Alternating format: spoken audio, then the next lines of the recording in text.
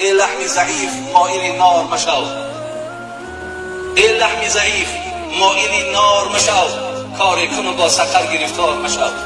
چی نصیحت بچم؟ یک کاری کن که یک خیل حیاتی تصیفری کن که دوزخ نره.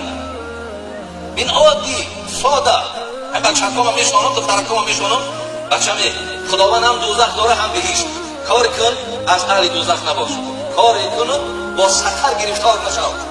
از سود و ضرر تو را خبر کرد خدا، کن سود و جان در پی آزار مشو. کن حلقه دل و جان و گوش پند و خرد، در صحبت واعظان شد دیوار مشو. بچه‌م کاری کن که گوش کننده عالم ها باش، گوش کن سخنهاشون را گوش کن، آنچه از نام خدا و رسول میگن پیرو شو.